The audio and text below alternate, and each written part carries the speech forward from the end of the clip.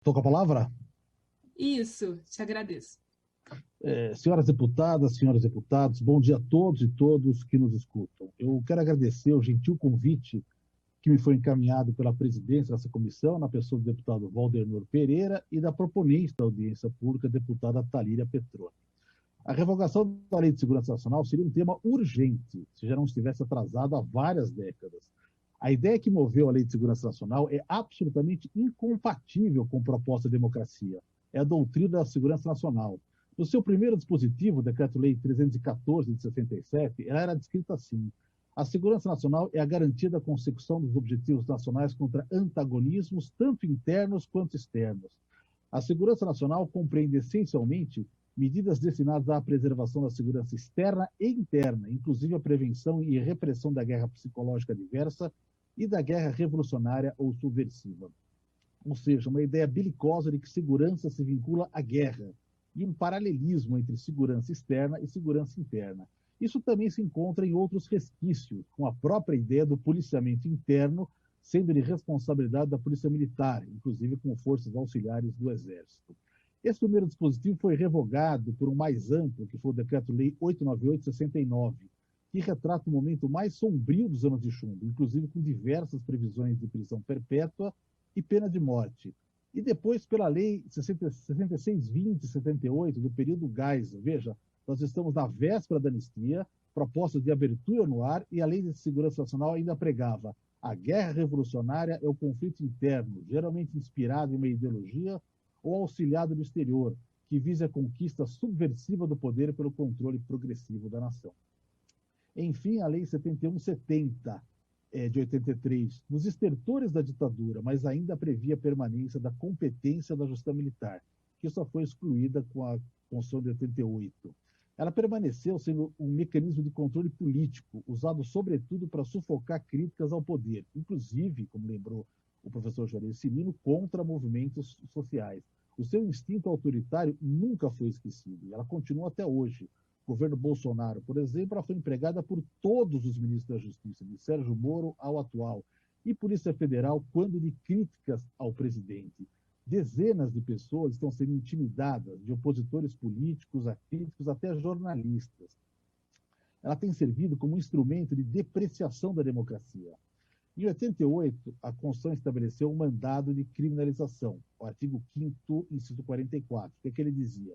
Constitui crime inafiançável e imprescritível a ação de grupos armados, civis ou militares, contra a ordem constitucional e o Estado democrático.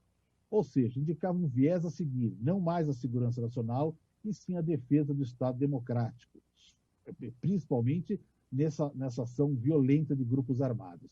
Em resumo, está superada a doutrina da segurança nacional, que unificava inimigos externos e inimigos internos, tratava a segurança como guerra. A Lei de Segurança Nacional perdeu seu lastro histórico. A legitimidade ela nunca teve. A Lei de Segurança Nacional tem sido empregada como forma de repressão política e, portanto, como obstáculo à democracia. Veja que a primeira proposta de revogação veio em 1986, no ano seguinte ao final da ditadura, porque havia um consenso de que a redemocratização dependia da remoção do entulho autoritário, ainda incompleto, diga-se, né? Vou lembrar aqui que a lei de imprensa, por exemplo, foi removida pelo Supremo, pela inação do Congresso. A Lei de Segurança Nacional não só não foi removida, como tem sido amplamente utilizada.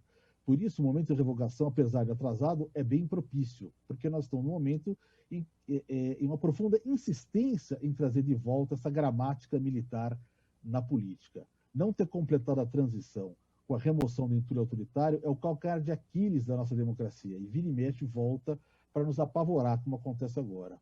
A novidade nesse quadro foi o emprego da lógica da Lei de Segurança Nacional pelo próprio Supremo no chamado inquérito policial das fake news. Isso mostra que instrumentos autoritários à disposição podem ser usados por qualquer pessoa, qualquer partido, qualquer poder. Por isso eu entendo que a revogação deve ser imediata, não deveria sequer depender de criar uma nova lei. A história nos mostra que a existência da Lei de Segurança Nacional é mais grave, é muito mais grave do que a sua ausência, porque assim isso acaba sempre atrasando. Se a decisão for criar, como de fato parece ser, de criar uma nova lei, penso que ela deve ter como parâmetros: não pode funcionar como uma forma de sufocar a democracia, não pode coibir a crítica nem a ação dos movimentos sociais, não pode colocar em risco o pluralismo, porque é uma premissa constitucional, e tem que ter o arcabouço principiológico do direito penal. Princípio da legalidade, não pode construir tipos abertos que deixam punição a critério do juiz. Princípio da culpabilidade, tem que impedir a responsabilidade objetiva. E princípio da proporcionalidade, sem penas absurdas ou desconexas. Na democracia, até os instrumentos para defender a democracia também devem ser democráticos. Eu confesso que minha preocupação é com a rapidez de construir uma nova lei. Parece que nós, de novo, como sempre, estamos legislando de afogadilho, né? Desde que me contataram para essa audiência, já recebi 3 versões do substitutivo. Isso mostra que a relatora, a deputada Margarete Coelho, está disposta a ouvir. Isso é muito bom, porque a cada substitutivo, cada versão vem melhorando. Mas eu tenho medo de que a gente não tenha tempo suficiente de estudar e propor a ela.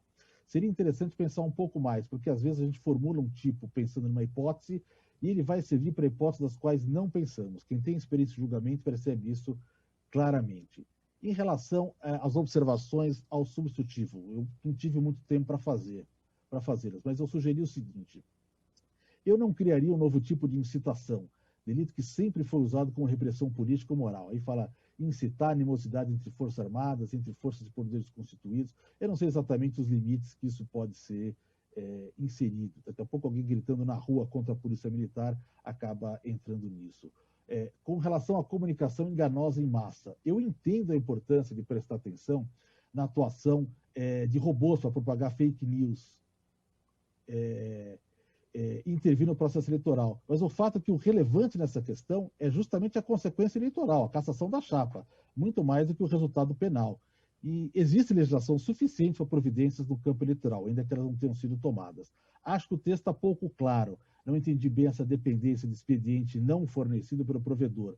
Me dá a impressão que a caracterização do crime está na dependência do provedor. E um pouco vago também a rigidez do processo eleitoral, não sei se é na forma ou no conteúdo. Quanto ao delito de insurreição, eu vi 2 hipóteses aqui. Impedir ou registrar com emprego de violência ou grave ameaça o exercício dos poderes. Eu acho muito ampla a ideia de restringir o exercício dos poderes, porque tudo pode ser restrição. Uma ocupação pacífica da Assembleia Legislativa, por exemplo, como já aconteceu, sem nenhum dano à segurança nacional, poderia ser colocado aqui. E o segundo é tentar alterar a ordem constitucional democrática. Eu achei um pouco vaga, porque não diz nem se é para destruir a ordem democrática, né? E ficou faltando a ideia de que seja uma ação violenta ou intimidatória. Vamos lembrar o que falou a Constituição: ação de grupos armados, civis ou militares contra a ordem constitucional.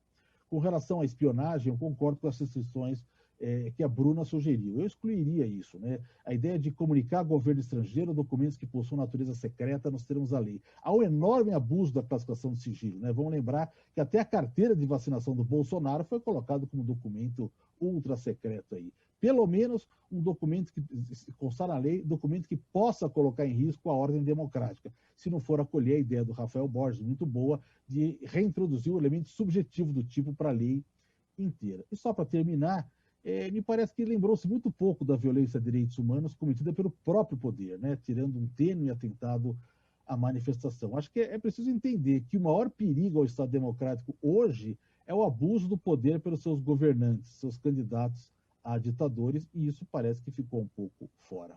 Obrigado.